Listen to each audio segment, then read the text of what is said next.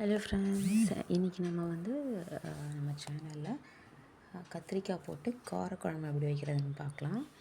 அதுக்கு ஃபஸ்ட்டு ஒரு கடாயில் வந்து நல்லா எண்ணெய் ஊற்றிட்டு, நல்லெண்ணெய் அப்படின்னா நார்மல் குக்கிங் ஆயில் எது வேணால் ஊற்றிக்கலாம். நல்லெண்ணெய் ஊற்றினா ரொம்ப டேஸ்ட்டாக இருக்கும். பட் என்கிட்ட இருக்கிறது நார்மல் ரீஃபைண்ட் ஆயில் தான்.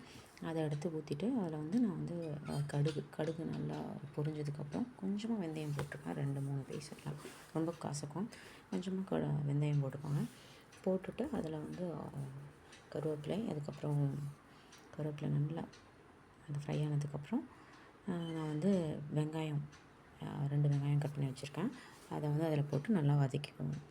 வெங்காயம் நல்லா வதங்கினதுக்கப்புறம் நம்ம வந்து அதில் வந்து தக்காளி, வெங்காயம் நல்லா வதங்கணும். வதங்கிட்ட அப்புறம் நம்ம வந்து தக்காளி ஆட் பண்ணிக்கலாம். இந்த ஸ்டேஜில் பூண்டு ஆட் பண்ணிக்கலாம். நான் பூண்டு வந்து கொதிச்சதுக்கப்புறம் இடித்து போட்டிருக்கேன்.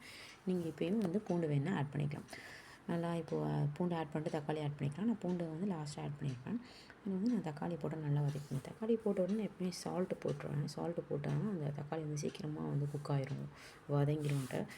தக்காளி போட்டு நல்லா வதங்கிட்டதுக்கப்புறம் கொஞ்சமாக தண்ணி, அதிலே வந்து கத்திரிக்காய் போட்டு நான் வதக்கிட்டு ஒரு வதக்கிட்டு அதில் வந்து உப்பு, கொஞ்சமாக மஞ்சள் பொடி, தனி மிளகாய் தூள், அதுக்கப்புறம் தனியாத்தூள் போட்டு நல்லா வதக்கி விட்டுக்கோங்க. இதில் வந்து நம்ம வந்து புளித்தண்ணி இப்போ ஊற்றக்கூடாது. ஏன்னா வந்து புளித்தண்ணி ஊற்றிட்டா நம்ம ஆல்ரெடி போட்டிருக்க காய் வந்து ஒழுங்காக வந்து குக் ஆகாது. அப்படியே ராவாகவே இருக்கும். தக்காளி ஸ்மெல்லு, அந்த கத்திரிக்காய் வந்து பச்சையாகவே இருக்கும். புளியை ஊற்றிட்டோம்னா அது வந்து குக் ஆகாது. அதனால் எப்பவுமே வந்து புளியை வந்து இந்த காயெல்லாம் நல்லா வெந்துடுறதுக்கப்புறம் நம்ம வந்து புளியை ஊற்றிட்டு அதில் வந்து மூடி போட்டு வச்சிடலாம்.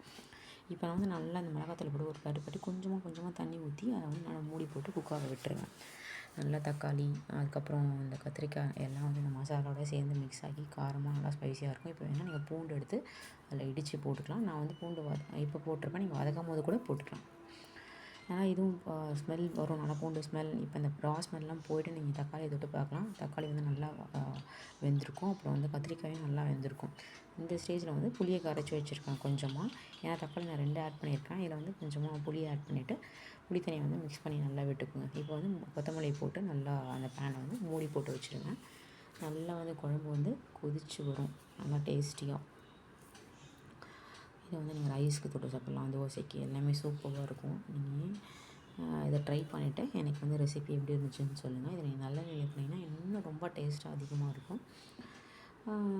காரக்குழம்பு எல்லாருக்குமே ரொம்ப பிடிக்கும். இப்போ நான் போட்டு கத்திரிக்காய் பதில் நீங்கள் வந்து பொட்டேட்டோஸ் போட்டுக்கலாம், இல்லை சேப்பக்கிழங்கு போடலாம், வாழைக்காய் கூட போடலாம். எது போட்டாலுமே இந்த காரக்குழம்பு வந்து கத்திரிக்காய் பதில் செம்ம டேஸ்ட்டாக இருக்கும். முருங்கைக்காய் கூட ஆட் பண்ணிக்கலாம் உங்களுக்கு பிடிச்சிச்சின்னா. இந்த சேனல் உங்களுக்கு பிடிச்சிருந்துச்சின்னா நீங்கள் கமெண்ட்ஸ் பண்ணுங்கள், சப்ஸ்கிரைப் பண்ணுங்கள். இந்த ரெசிபி பிடிச்சிருந்துச்சின்னா கமெண்ட் பண்ணுங்கள், லைக் பண்ணுங்கள். இந்த சேனல் பிடிச்சிருந்துச்சின்னா சப்போர்ட் பண்ணுங்கள், சப்ஸ்கிரைப் பண்ணுங்கள். வியூஸ் வருது, பட் சப்ஸ்கிரைப் யாருமே பண்ண மாட்டேறீங்க. பிடிச்சிருந்தா கண்டிப்பாக சப்ஸ்கிரைப் பண்ணுங்கள், கமெண்ட்ஸ் பண்ணுங்கள். இன்கேஸ் ஏதாவது காரக்குழம்புல நான் ஏதாவது மிஸ் பண்ணியிருந்தேன்னா இன்க்ரீடியன்ஸ் நீங்கள் கமெண்ட்ஸில் போடலாம். நானும் அதை நெக்ஸ்ட் டைம் ட்ரை பண்ணுவேன். பிடிச்சிருந்தால் கண்டிப்பாக சப்ஸ்கிரைப் பண்ணுங்கள், லைக் பண்ணுங்கள், கமெண்ட்ஸ் பண்ணுங்கள். உங்களுக்கு இது பிடிக்கலனாலும் நீங்கள் ட்ரை பண்ணியது ஏதாவது தப்பாக இருந்துச்சுனாலும் நீங்கள் எனக்கு கமெண்ட்ஸில் சொல்லலாம்.